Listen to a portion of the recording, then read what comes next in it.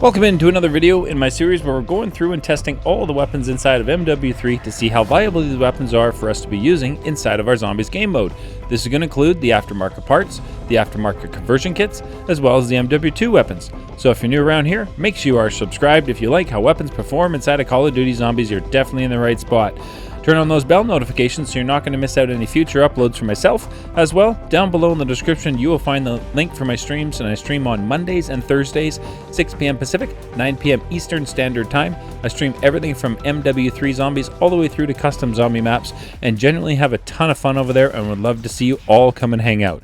Now in today's video, before we dive into anything review related, it is Season 6 is here today. So we're going to have a look at the two new weapons that you can obtain inside of the Battle Pass. There is a new Battle Rifle and a new LMG. And the LMG is in Section 9 over here. And the Battle Rifle is in Section 6 over here. I have them both unlocked. As well, on the Wednesdays, they update our weekly challenges. So we have new ones, and this one turns this sniper rifle, lets it shoot explosive rounds. So I'm interested to see what that is going to be like. Haven't a chance to check it out yet. And by completing all 4 of our weekly challenges inside Season 6, this is the animated camo we're going to be getting, and I think it looks absolutely amazing. Let me know down below in the comments what you think about that camo, sorry. As well, we are inching so very close to 5,000 subscribers, which is our very next Black Ops 6 giveaway. And this one is going to be a Vault Edition on any platform of your choice. To be qualified, make sure you are subscribed, commenting, and liking on all the videos on the channel. If you're looking for players to help out with missions, schematics, etc. inside of MW3 Zombies, please be invited to join the amazing Zhorde community Discord, where I'm building a community full of players that are willing to help out other players. If that sounds like something you're interested in, the link for that is in the description down below. Now in today's video, we're going to be taking a look at the brand new Battle Rifle, the DTIR 30. We're going to be taking that through all 3 tiers, taking on bounty contracts all the way through. So hopefully, by the end of today's video, you have a really good feel for how this Battle Rifle performs inside of your Zombies game mode. And by the end of the video, after I exfil from the Dark Aether, you should be able to make up your mind of whether or not this Battle Rifle is going to be a fit for you inside of your Modern Warfare 3 Zombies games. So without further ado, let's dive into the brand new DTIR 30 Battle Rifle review video today.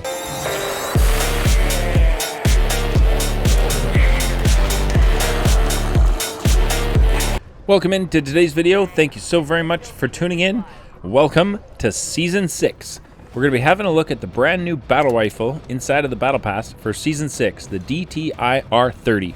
And the camos that come, even with the base camo challenges for the new Battle Rifle and the new LMG, I have to say firsthand are absolutely amazing. They look absolutely gorgeous. We have one of them on the weapon today. We're going to be keeping that one on for the run. And there's even animated camos inside of the base 4 camo challenges on the brand new 2 weapons. Awesome to see, and I definitely love that.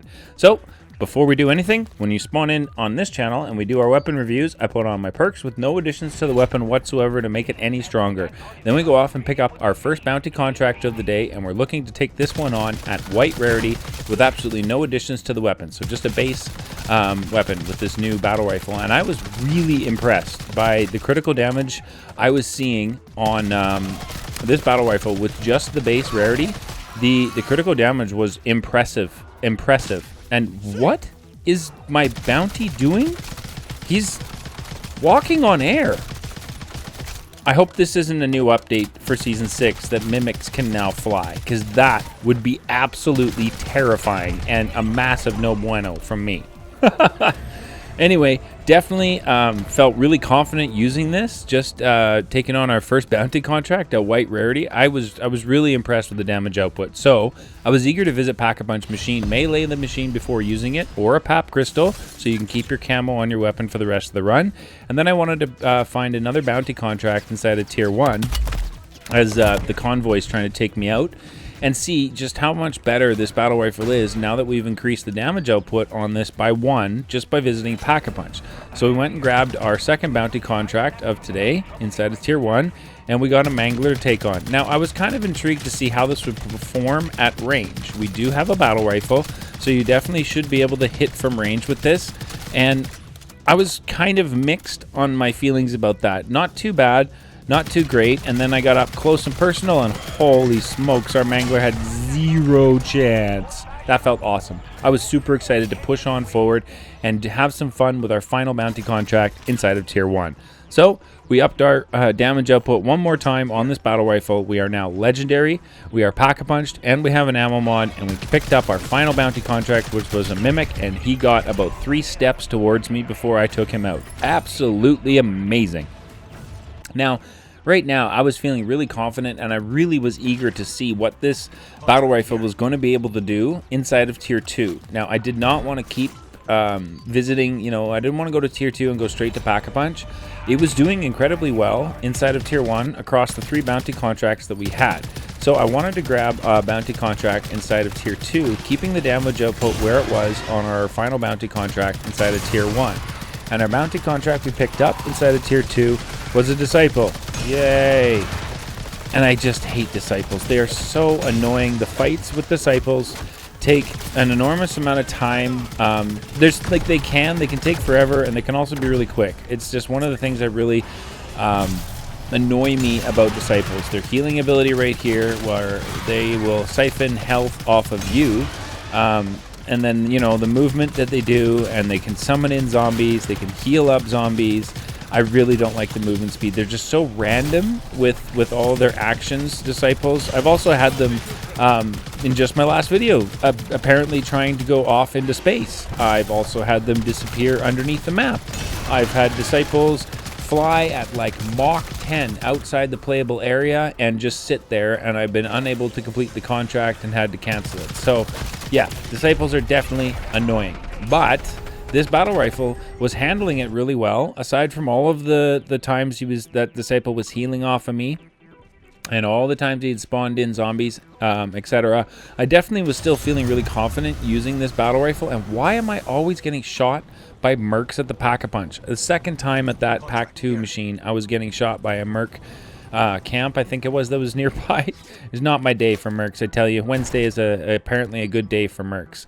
So we picked up another bounty contract inside of Tier 2, and we wanted to go and see just how well this is going to perform. We're now Pack-a-Punch 2 with an ammo mod and legendary on the weapon, and we got a Disciple. Now these are the Disciple fights I don't mind, when they go fairly quick and the Disciples' movements are, you know, pretty controlled. That was definitely easy, and I was feeling extremely confident at the damage output that this battle rifle had shown me so far throughout this match. So it was time to push into Tier 3 and visit the Wonder Fizz machine and grab the only perk that I was not able to pick up on my way into Tier 3 today. Absolutely amazing. I got so many perks in my runs, it was awesome. So I was happy to grab Stamina Up, the last one I needed, and then venture into Tier 3 and see how this battle rifle is going to perform. Now, I will say, the Spore contract inside of Tier 3 was active the entire match, but nobody had taken out a Spore. I'm not sure what was going on with that, if someone had activated and then they got disconnected or what have you, but that was very strange. So here we are. We took a bunch of zombies, got them in a group, and wanted to show you how it handles crowd control at Pack 2 Legendary with an ammo mod inside of Tier 3, and holy, the damage output on this is remarkable. I mean, I'm standing and shooting. Literally just standing and shooting, taking out zombies at Pack 2 inside of Tier 3, dishing out damage to the Mangler from range.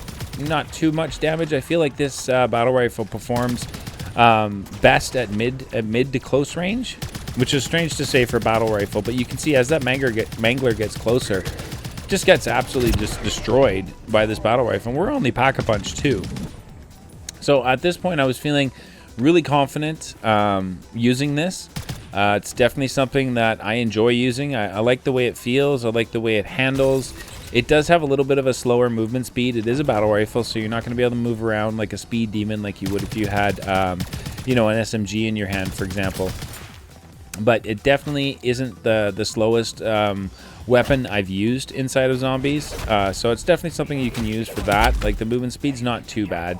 It's not horrible. You can definitely move around from zombies. And then we picked up the bounty contract, which was our Disciple. And I tell you, this Disciple went on a bit of a journey around tier 3. I was unable to track it down. When I finally was able to find the bounty contract, he had like no health left, and he was taking almost no damage. It was the strangest disciple fight I have ever seen inside of my zombies games. That should have been a lot faster. His health bar should have been going down way faster than it did. So I don't know what is going on with that. That was very strange. But we got a jug suit out of that bounty contract, which was awesome. So now it was time to go and visit the buy station, grab the supplies we needed to head off to the Season 2 Dark Aether, because I brought in a mags of holding. So I wanted to go and be able to replenish the mags of holding, plus to show you all that for Season 6, you no longer need a sigil to enter the regular Dark Aether. You do still need an Elder sigil to get into the Elder Dark Aethers. So you're going to need to keep and save those Elder sigils you have in your stash. Unfortunately for Season 6, you're not going to be able to destroy those.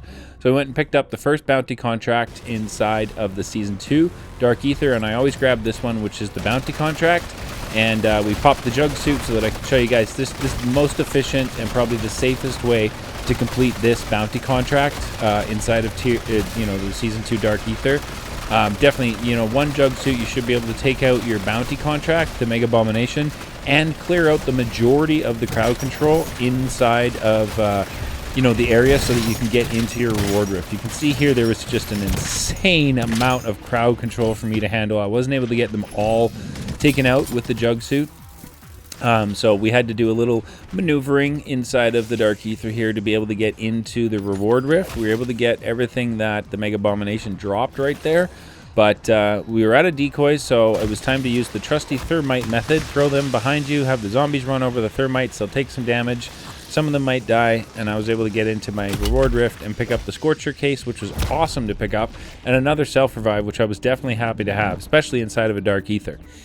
So now it was time to push on and grab our second contract inside of the Season 2 Dark Aether, and I do the P&D contract. The Outlast is the second one that I do in the Dark Aether for Season 2. So we went and picked that up, and at top there, before I grabbed the contract, I was just sorting out my stash, making sure I had my sentry turret equipped, as we're going to use that to help out complete the P&D.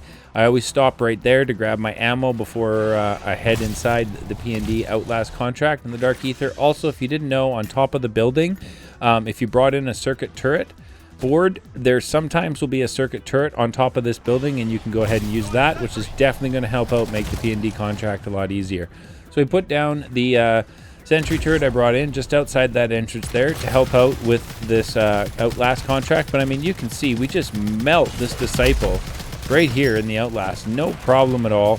I used my jumping over and back of the countertops here to kind of control the crowd inside of the Outlast contract. We got a VR case, a legendary tool, which I was happy to grab out of that Outlast contract. So definitely not bad run so far. We got some decent loot. Excuse me.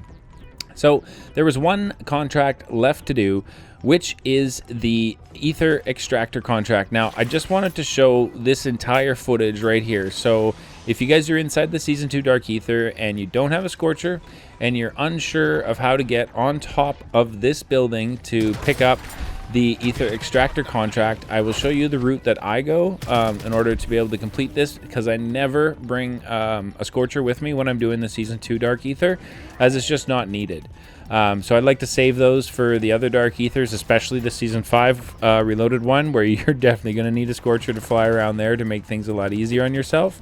So this is a great way to be able to save a Scorcher and still be able to get all the contracts done inside of the Season 2 Dark Aether. So you just come up the back here and you kind of parkour your way up over across the mall.